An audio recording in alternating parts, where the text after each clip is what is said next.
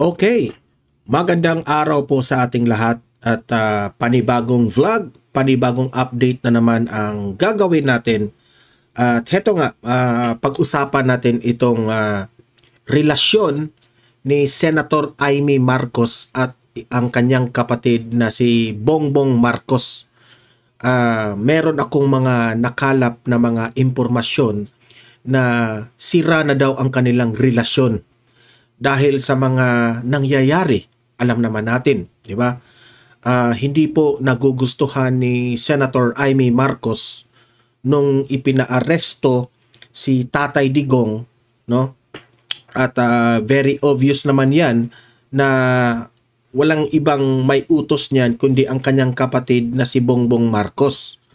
Tapos kumalat pa kahapon yung video ni VP Sara at ni Senator Imee Marcos na itong si Senator Imee Marcos ay itinaas ni VP Sara ang kamay ni Senator Imee Marcos. At talagang masasabi natin na sinuportahan talaga ni VP Sara si Senator Imee Marcos.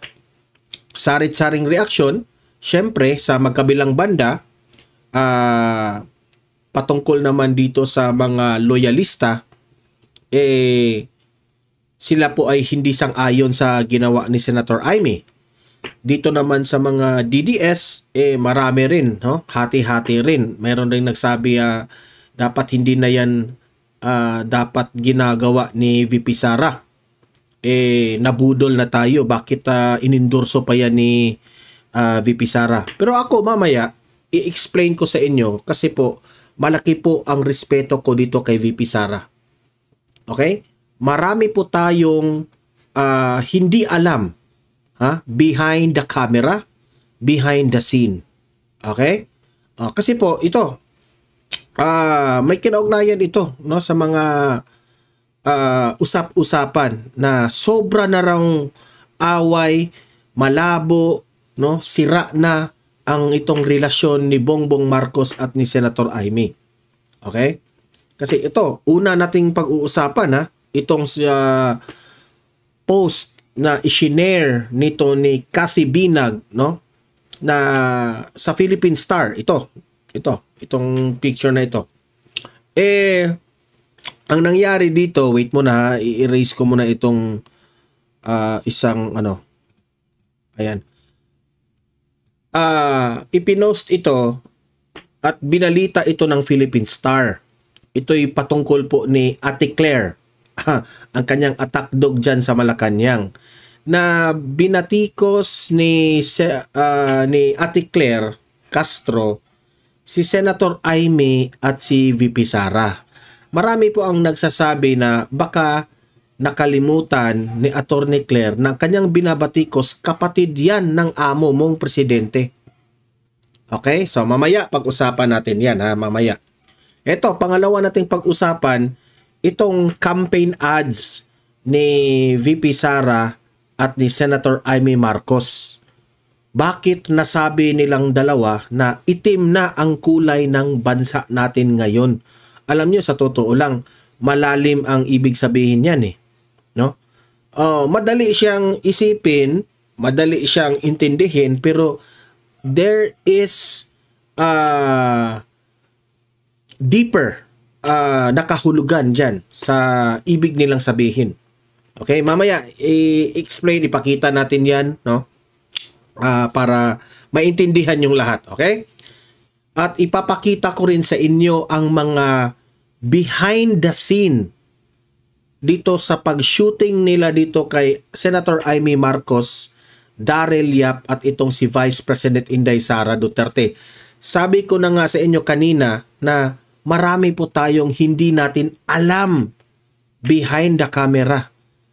Okay? And it says 1,000 words. Itong ipapakita ko sa inyo. Sa mga gesture nila behind the scene. Mamaya ipapakita ko yan. At itong panghuli nating pag-uusapan ay may kinaugnayan ito sa paghuli, sa pag-illegal na pagka-aresto ni Tatay Digong. dyan sa papuntang ICC, no? Meron pong nagpapaliwanag, which is sa akin naman nung napakinggan ko ang kanyang paliwanag, sabi ko talaga tama talaga itong kanyang sinabi, no?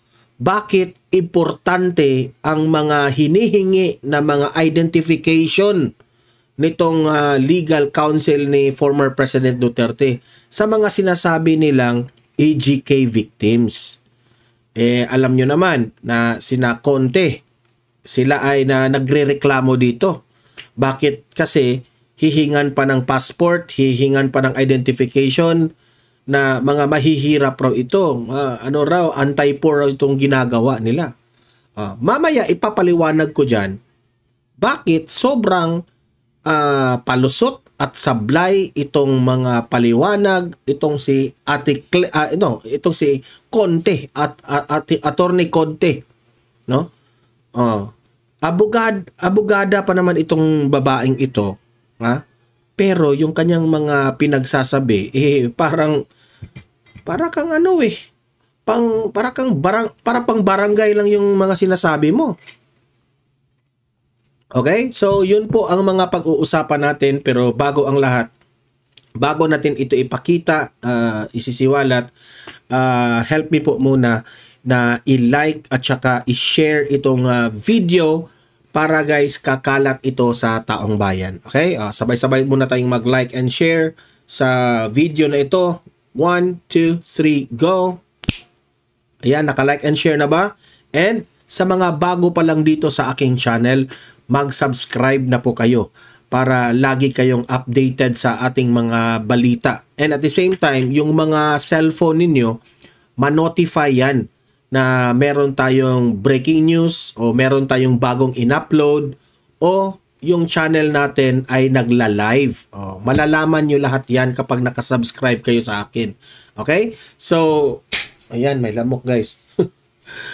Ay, tempo siguro ng lamok ngayon kasi ang daming lamok ditong pumapasok sa studio ko kahit na nga sinirado ko na lahat. Okay, so sabay-sabay po tayo. Mahalaga po tayong mag-subscribe lahat sa Don Mar TV. 1, 2, 3, go! Ayan, nakasubscribe na ba lahat? Okay. Eto, nung gumising ako kanina, chinek ko kaagad yung yung mga balita. Ito yung nag-pop up sa feed ng aking Facebook. Itong shinare po ni Cassie Binag. Sabi ko, sino yung pinatutungkulan nitong si Cassie Binag na this woman has no respect to the Vice President and to a senator who is also the sibling of the President of the Philippines. Ang pinatutungkulan niya dito si Attorney Claire Castro, ang Presidential Communication Officer na wala nang ginawa kundi ng batikos lang ng batikos ng mga kaaway ng Administrasyong Marcos. Okay? Sabi ni Cassie Binag dito, feeling too much. Okay? Meaning to say, feeling entitled kasi itong babaeng ito eh. Ito, opinion ko yan ha. This should be a disciplinary action to call the House of Representatives and the Senate of the Senator Amy Marcos. Imagine, you are just a PCO. Tapos, marami ka ng mga sinasabi na baka nakalimutan mo na yung mga binatikos mo ay Vice President of the Philippines. Baka nakalimutan mo yung binatikos mo, ito po ay kapatid ng Presidente ng Pilipinas. Kaya sabi ko sa iyo, Ate Claire, hinay-hinay ka sa mga banat mo.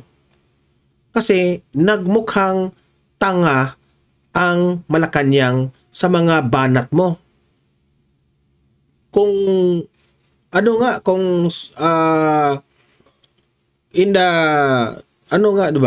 Ang tawag doon?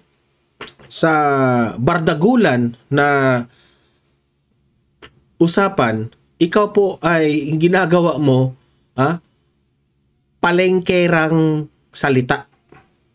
Okay? Nakakahiya eh. Palingkerang salita.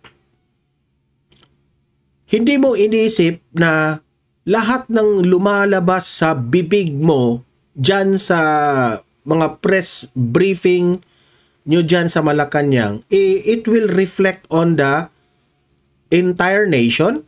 Not only the Malacanang, hindi lang kay Bongbong Marcos magre-reflect ito, kundi buong bansa. And anong sasabihin ng ibang mga bansa kung maririnig nila yung mga banat mo? Ganyan na ba ang asal ng isang PCO? Di ba nakakahiya?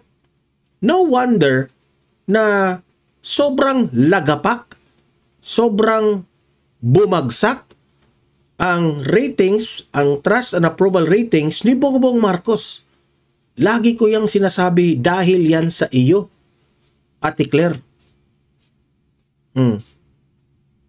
Bakit? Ano ba ang sinabi ni Ate Claire? Ito, ang binalita ng Philippine Star. Presidential Communications Undersecretary Claire Castro says, itim. Ito yung campaign ads ni VP Sara at ni Senator Amy Marcos, no? Claire Castro says, itim. Campaign advertisement describes the previous administration. Meaning to say, yung itim raw na ibig sabihin ni VP Sara at ni Senator Amy Marcos, no? Nakadescribe raw iyon sa dating administrasyon.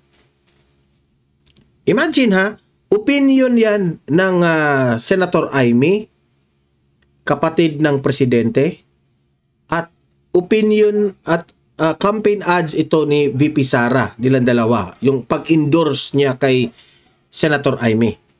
Itim. Yun ang concept nila ha, maitim ang bansa natin ngayon. Bakit ikaw, Ate Claire, binatikos mo na itim kasi itim yung dating administrasyon?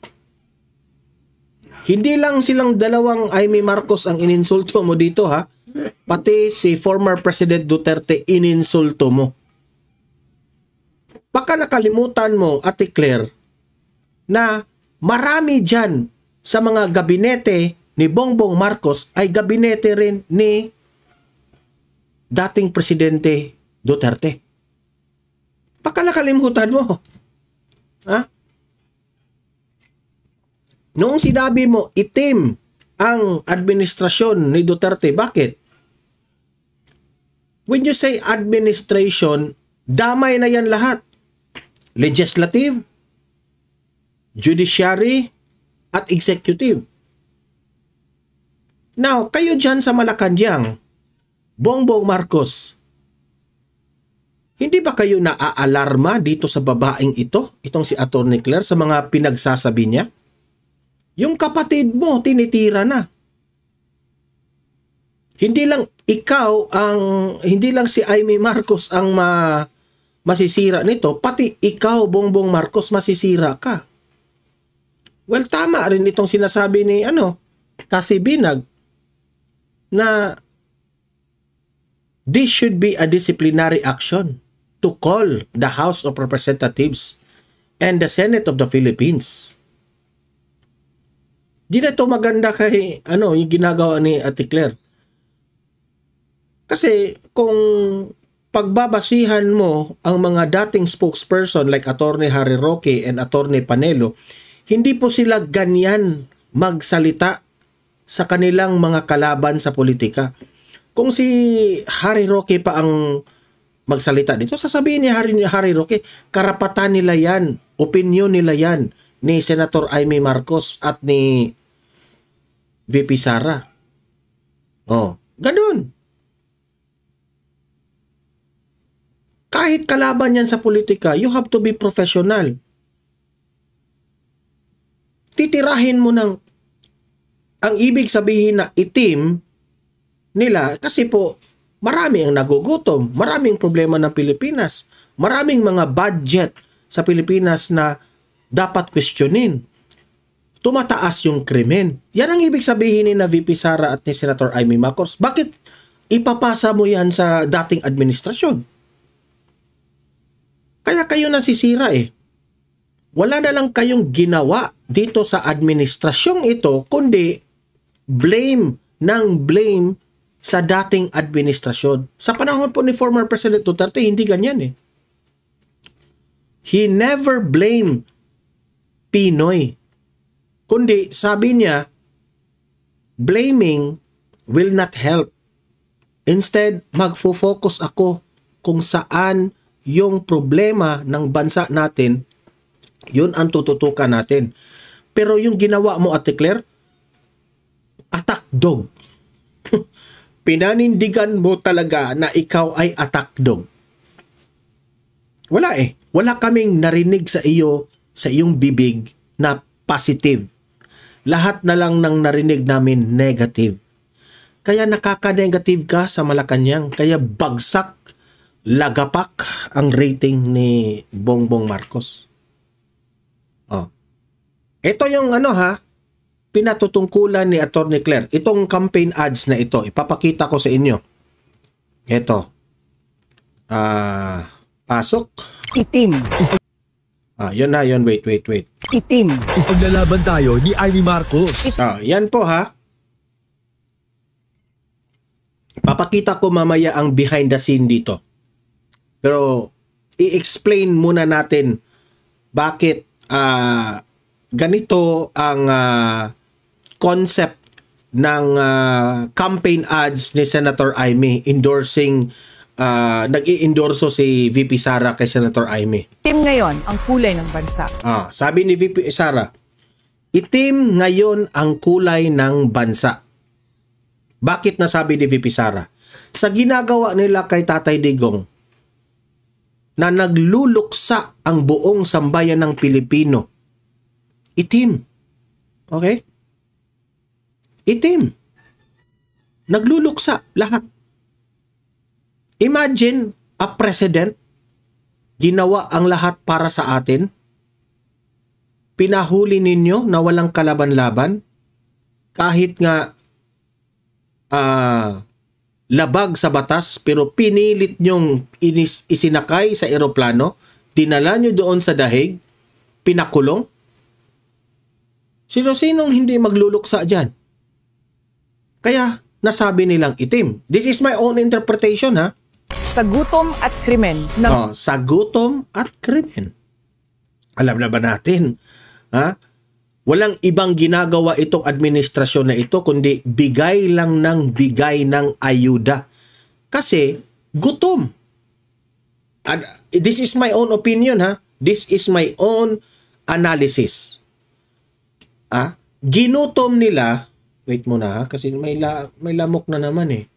Ginutom nila ang taong bayan, tapos bibigyan nila ng ayuda para magmukha silang bida na naman. Hindi sana magugutom ang taong bayan kung matino lang sana yung ginagawa nyo sa ating food security. Magaling sila dyan eh. Yung ayuda na yan. Kasi nagmumukha silang,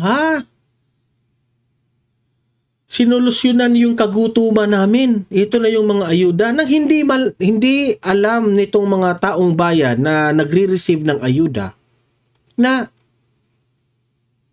pera nila yan. Wala tayong utang na loob dito sa mga ibinibigay ng mga taga-gobyerno dahil tax yan sa mga taong bayan. Lahat naman tayo taxpayer, di ba? Karapat dapat nating i-receive yung mga ayuda na yan. Sabi nga nila, walang disasters, wala namang lindol, wala namang bagyo, bakit namimigay tayo ng ayuda? Wala namang pandemic. Bakit? Kasi sa mga ginagawa nila, ginutom nila ang taong bayan dahil wala Tamad sila. Tamad sila na solusyonan ang mga problema ng bansa natin, especially itong food security. Tapos pagbigay ng ayuda, sila na naman ang bida. Ay, iboboto ko si Tambaloslos kasi namimigay ng ayuda. Huwag tayong ganyan. Ang boto po natin ngayong eleksyon, sagrado po yan. Huwag kayong magpabili ng ayuda. Isipin yung mabuti sino ang karapat-dapat iboto. Hindi dahil sa ayuda. Luluksa. Gutom na ang sikmura, gutom pa sa hustisya. Hinigipit ang hindi kaalyansa. Marami ang nagsasalita. Pero sino lang ba ang may ginawa? Sino ang... Di ba? Tama. Marami ang nagsasalita. Ito dito natatamaan dito ang mga House of Representatives, yung mga kongresista diyang mga buhaya eh. Ang dami niyong satsat, ang dami niyong mga pinagsasabi, wala naman kayong ginagawa. Kaya nga, sabi ko sa inyo, iboto ninyo, kayong taong bayan ng mga nanonood dito sa akin channel, iboto ninyo yung karapat-dapat. Yung mga tumatakbo na kitang-kita natin ang kanilang track record. Hindi yung umiinom lang ng sabaw, kumakain lang ng kanin sa takip ng kaldero, ay iboboto na natin. Hindi. Hindi yung mga kandidato na nagpakita lang ng katapangan sa kanilang programa o kagaya ng mga tulpo ay ibig sabihin iboboto na natin. Hindi. Hindi ibig sabihin na magaling siyang magboxing, marunong siyang sumayaw ng budots ay iboboto na natin. Hindi. Ang dapat iboto natin, tingnan natin, sino ba itong taong ito? Ano ba ang nagawa niya sa kanyang community? Take for an example, si Kibuloy. Si Kibuloy, hindi man yan ever since, hindi man yan nagiging government official. Pero kung titingnan mo ang track record ni Kibuloy, hindi yan government official pero ang daming nagawa sa kanyang community. Tingnan nyo yung KOJC. Tingnan nyo yung mga liblib na lugar na pinupuntahan ni Pastor Apollo Kibuloy. Bibigyan niya ng mga bigas. Bibigyan niya yan kung ano-ano para at least naman gagaan ang buhay ng mga Pilipino. Si Pastor Apollo Kibuloy lang ang nakipaglaban dito sa mga NPA. And remember, Kibuloy is not part of the government. Hindi pa yan congressman, hindi pa yan senador, pero tumutulong na. At nakikita sa mga mata natin kung ano ang nagawa. O saan ka ba? Dito kay Pastor Apollo Kibuloy na nakikita lahat yung nagresulta ang kanyang mga ginagawa? O dito ka sa pasayaw-sayaw lang ng budots na pabaksing-baksing lang dyan na wala namang nakitang nagawa? Sige daw. Yan ang ibig kong sabihin. Maraming nagsasalita pero wala namang ginagawa. Ano na ibig sabihin ni VP Sara at Senator Amy dyan? May ginagawa. Itim ang kulay ng pakikiramay. Itim ang kulay ng pakikiisa. Itim, laban ng tama. Itama ang mali. Iboto si Senator Amy. Iboto si Senator Amy. Yan ang sabi ni VP Sara. Yan ang hindi po naiintindihan ni Ate Claire Atakdog Castro ang ibig sabihin ng itim. Banat lang siya ng banat Ika nga, sabi ng iba, BO-BO talaga yung utak ni Ate Claire So wala na tayong magagawa dyan. Diba? Kaya, bumagsak ang rating ni Bongbong Marcos. Hindi niya ito naiintindihan Itong campaign ads na ito. Ito ipapakita ko ulit itong campaign ads na hindi putol-putol, yung tuloy-tuloy ha. Para sa mga nagrereklamo dyan. Team, Ipaglalaban tayo ni Amy Marcos. Itim ngayon ang kulay ng bansa. Sa gutom at krimen, nagluluksa. gutom na ang sikmura. Gutom pa sa hustisya. Hinigipit ang hindi kaalyansa. Marami ang nagsasalita. Pero sino lang ba ang may ginawa? Sino ang may ginagawa? Itim ang kulay ng pakikiramay. Itim ang kulay ng pakikiisa. Itim, Laban ng tama. itama ang mali. Iboto si Senator Amy. Iba, number 39 sa balo. So, number 39 raw sa, no. Ito.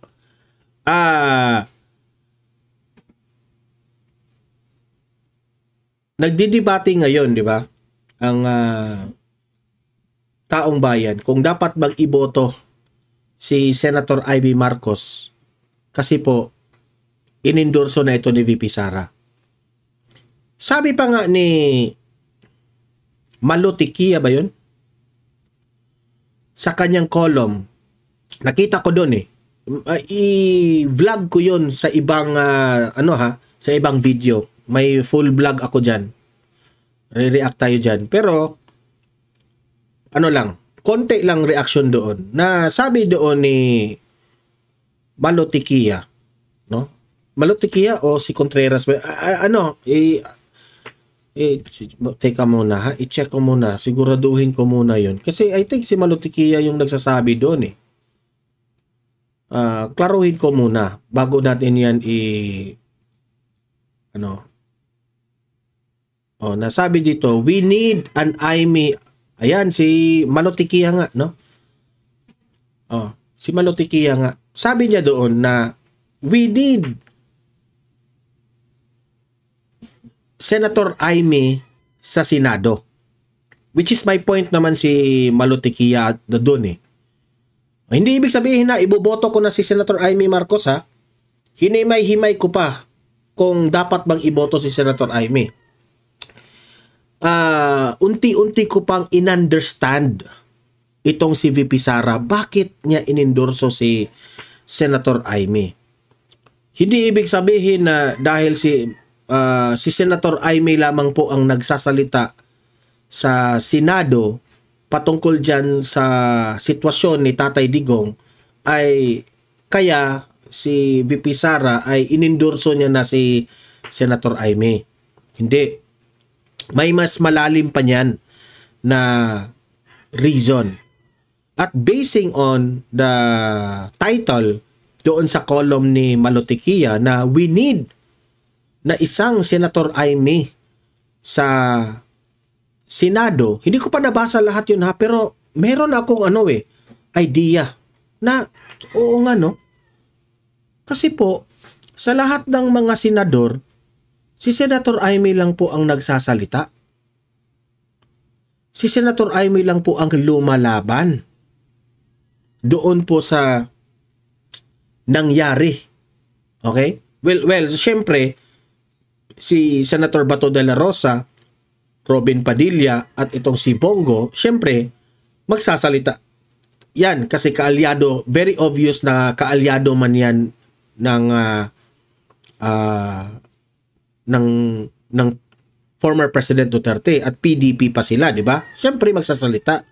Ang ibig kong sabihin, si Jinggoy Estrada, nagsasabi rin siya, pero i-compare niya yung nangyari sa kanila ng kanyang tatay. Kaya siya nagsasabi. Pero sa sobrang dami po ng mga senador natin, sina Alan Peter Cayetano nagsasalita rin, no? Sa sobrang dami ng mga senador natin, bakit kaunti lang yung mga nagsasalita? Yung tipo na iisipin ng taong bayan na hindi ito nagsasalita ngayon kung saan siya pumanig. Doon ba siya pumanig sa mga DDS o pumanig ba siya dito sa loyalista? Tiklop ang mga bibig nitong mga senador. Tingnan nyo, sila Tolentino, wala, tiklop ang bibig.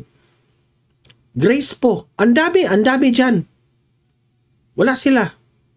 Tiklop ang bibig nila dyan sa issue na yan. Kasi alam nila na itong issue na ito is very delicate. Delikado. Kasi nakasalalay po ang kanilang future sa kanilang political career. Nanghihiring pa yan eh. Saan ba tayo papanig? Magsasalita ba ako? Ayan. Daming lamok dito, guys. Patay ka sa akin ngayon mamaya, ha? Lamok eh. Storbo ka sa aking vlog, ha? At ganyan na nga, no? Nawawala tayo tuloy itong lamok na to eh. Kasi po, kung talagang totoong may pagmamahal ka sa ating konstitusyon at sa batas natin, dapat magsalita ka dito sa nangyari kay Tatay Digong. Alam nila, itong mga senador na ito, some of them are mga attorney, mga lawyers yung iba dyan. Alam nila kung ano yung batas. Bakit hindi sila nagsasalita? Dahil ba kontra partido o kontra nyo sa politika si Duterte, hindi na kayo dapat magsalita? Hindi. Makontra pa yan o hindi kayo kontra, dapat magsalita kayo. Kasi magiging inutil po yung ating batas kung hindi yan natin pag-uusapan at hindi natin itama yung mali. Anong silbi nyo dyan sa pagiging senador ninyo kung tahimik lang kayo? Alam na nga natin na merong paglabag sa batas yung ginagawa nila kay Tatay Digong. Illegal na nga yung pag-aresto, mananahimik lang kayo. Hindi magiging inutil po ang batas natin. Magiging inutil po ang konstitusyon natin. Now, what will happen if in the near future, kayo na ang magiging nasa sitwasyon ni Tatay Digong at mananahimik lang sila? Sige nga, 'di ba? Kung kayo na yung nasa posisyon sa nangyari ni Tatay Digong, anong gagawin niyo? Nananahimik lang kayo sa katotohanan na very obvious na former President Duterte doesn't deserve that kind of action, that kind of treatment. Di ba? So tama yung sinasabi nila na marami po ang nagsasalita pero wala namang gawa. Ang isa sa pinaka best example dito, si Chis Escudero, walang bayag. Ang dami mong satsat, Chis Escudero, pero sa totoo lang, wala kang bayag. Wala ka namang ginagawa. Kaya, good luck sa future ng ito sina Chis Escudero, yung sina Grace po, wala na yung political career na yan eh. Bagsak na yan sila sa susunod na mga ito ipapakita ko sa inyo ang behind the scene ni Senator Amy Marcos, Daryl Yap at itong si VP Sara na nag-shooting sila dito sa campaign ads na ito. Ito ipapakita ko sa inyo kasi po marami po tayong ma-analyze dito behind the scene kung ano ba talaga ang pinag-usapan ni VP Sara at ni Senator Amy. Siguro, ayan na yung bulge, oh. Sa harap siguro yung hila mo. Ay, pangit. Yan ha. Tinutulungan pa ni VP Sara kung papaano yung forma ni Senator Amy. So, meaning to say, close talaga silang magkaibigan. What do I mean by close? Hindi yung kaibigan lang tayo kasi nakita tayo sa isang event. Hindi ganun. Sino ang nag-initiate sa kanilang dalawa na VP Sara, mo ako? I-endorse mo ako? O si VP Sara ba ang tumawag? Oy, Senator Amy, yung campaign ads mo, sige, itaas kita. I-endorso kita. Yan. Dapat rin nating malaman yan. Sino sa kanilang dalawa ang nag-initiate dito? Di ba? Kasi, kung merong, hindi ito plastikan ha, remember, hindi ito plastikan na nagsushooting lang sila dahil ano lang. If you can see the behind the scene, medyo, ano ha, hindi sila awkward.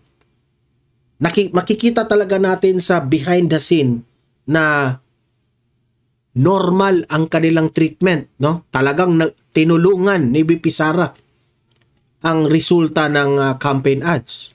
Patuloy. Mas maganda yung may clip, yung... Yan!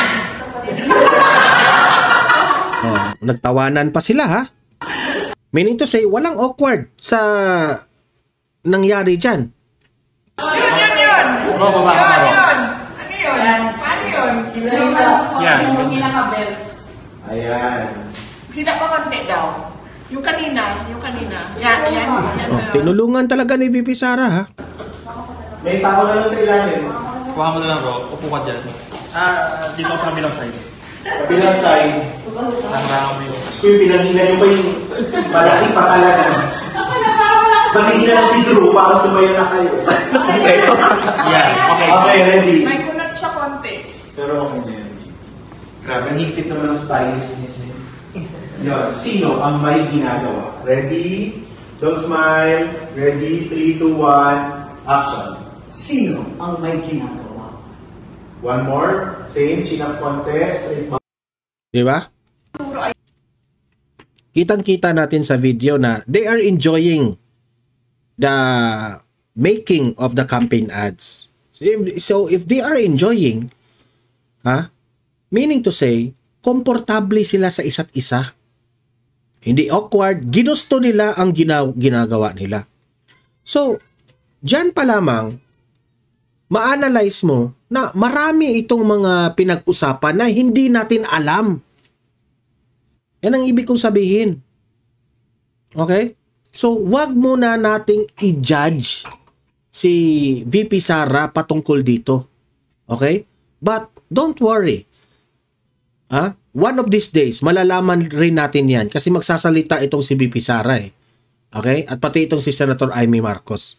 Okay? So, wag muna nating i-judge kasi sa video na ito, sa behind the scene na ito, marami po ang pwedeng nangyari na hindi natin dapat i-judge. Okay? Okay, punta tayo dito sa next topic natin, itong huling topic natin. Maganda ito eh.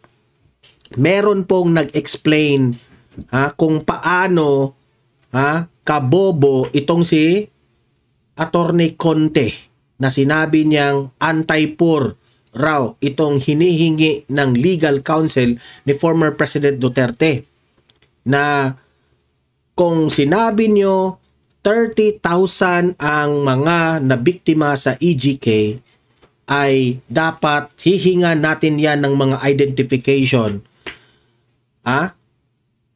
Bakit kayo nagrereklamo dyan? Na itong ICC, hindi ito barangay na in-explain niya dito hindi ito parang barangay laman na hearsay. Ito yung sinabi, nagurgur si ganun, ganyan, dahil dito. Hindi. Ang ICC po is International Criminal Court. Mataas na korte yan. Na lahat. Remember, very delicate po ang mga kinakaso po dito. Yung mga genocide, yung mga crime against humanity, na hindi po basta-basta lang pang baranggayan yan. Conte, ikaw Attorney Conte, hindi ito barangay na hearing o kaso. Nangangailangan po ito ng accurate, tunay na ebidensya, at super high na mga ebidensya na nagpapatunay na kasi this is a high profile case. Kaya pumalag si Conte dito eh. Kasi alam nilang mabubuking sila, no, sa kanilang mga propaganda. Mabubuking sila sa kanilang anong tawag diyan? Sa kanilang pautot na 30,000 di umano yung na mga nabiktima sa mga ginugurgur ni Tatay Digong. Na lahat yun para sa taong bayan ay isang malaking kasinungalingan. Dahil hindi kayo manalo-nalo. Si Duterte po ang dahil kay Tatay Digong, nasira po ang political career nila. Kaya inisyo na lang nila ng inisyo itong AGK na ito. Dito mapapatunayan sa video na ito bakit importante ang mga IDs ng mga AGK victims. Ito ipapakita ko sa inyo at makinig kayo, unawain nyo mabuti Let's be clear from the start. This is not about attacking the poor. This is about upholding the integrity of justice. Recently, the legal defense team of former President Rodrigo Duterte made a request to the International Criminal Court, or ICC, to ensure that those who want to participate in the proceedings must first provide valid identification. Specifically, they asked that victims provide either a Philippine passport or a national ID. Di ba? Yung mga kamag-anak nitong mga sinasabi nilang 30,000 na kasinungalingan, mag-provide kayo ng passport at mga IDs.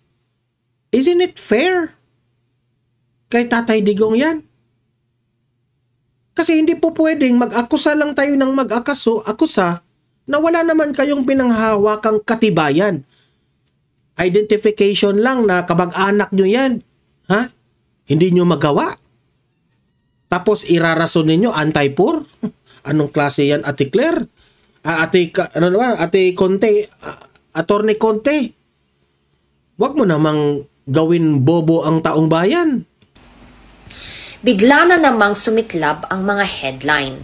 Anti-poor, discriminatory, silencing victims. But let's pause.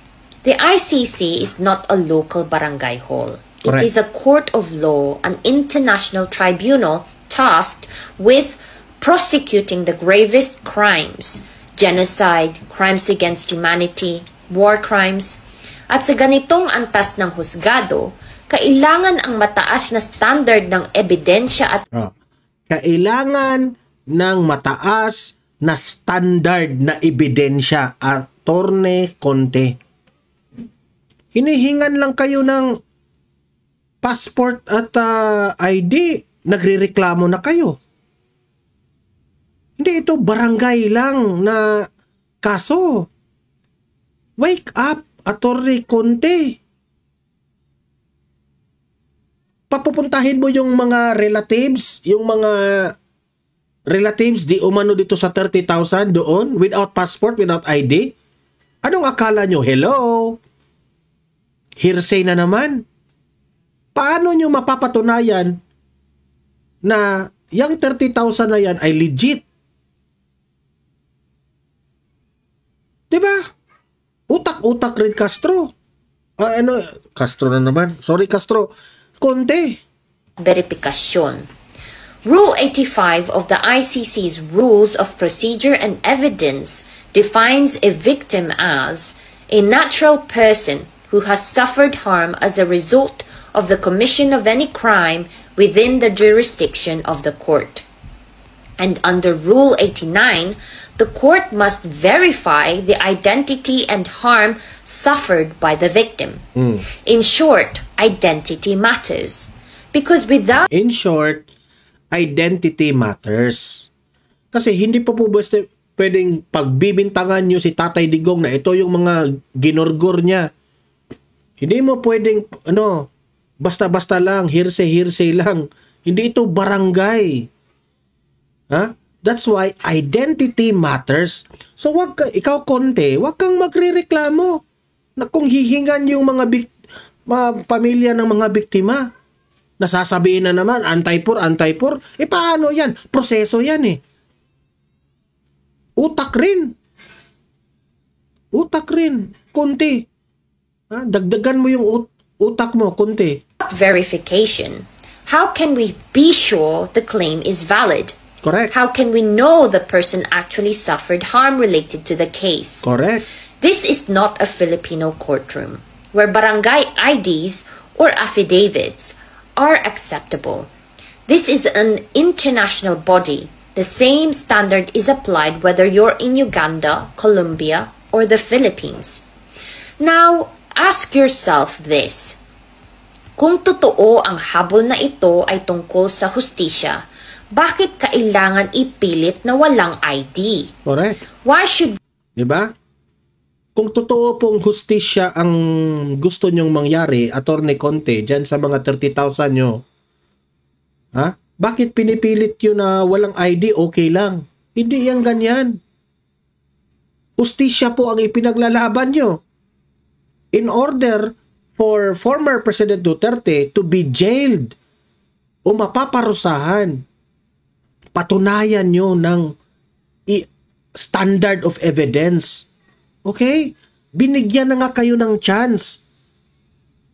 O talagang wala lang kayong maibigay. Kasi, ito ha, baka, sa simulat sa poll, lahat ito ay fabricated. Hindi natin alam. Kasi hindi nyo kayang magbigay ng IDs.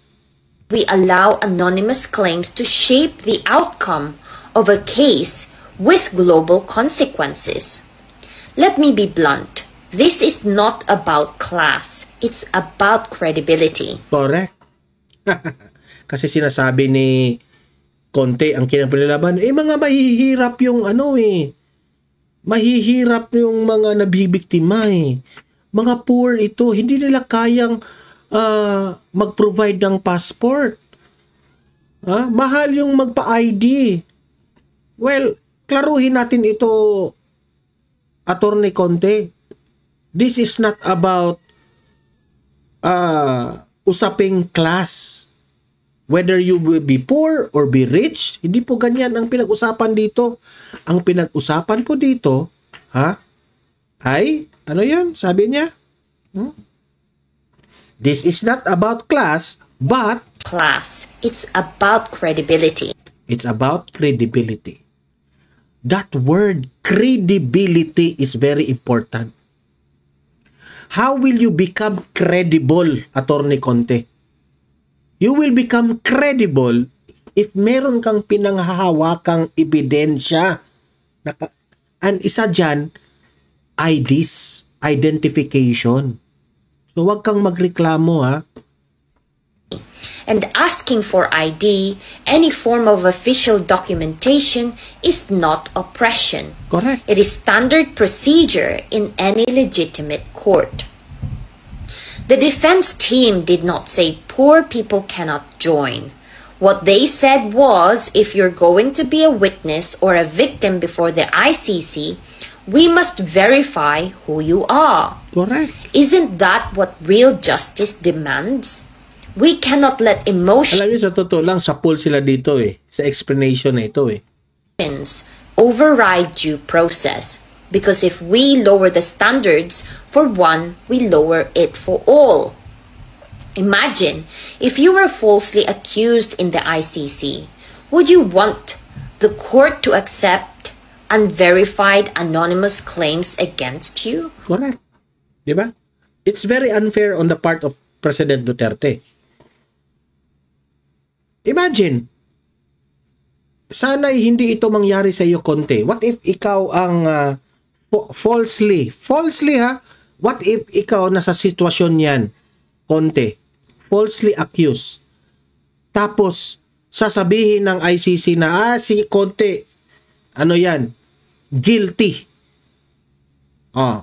Kasi naniniwala ang ICC dito sa mga ebidensyang walang identification IDs, walang Di ba? Masakit yun. Isip-isipin nyo rin yan, Conte. Of course not. So we must protect fairness on all sides. This is not about silencing victims. This is about ensuring that true victims, real ones, are the ones who are heard. Justice without identity is not justice. It's Correct. theater. And if we really... Justice without identity, is theater. Ano yan, palabas? Believe in justice, then we must be ready to uphold its process even when it's uncomfortable. Because truth must be verified and justice must be built on evidence, Correct. not accusation.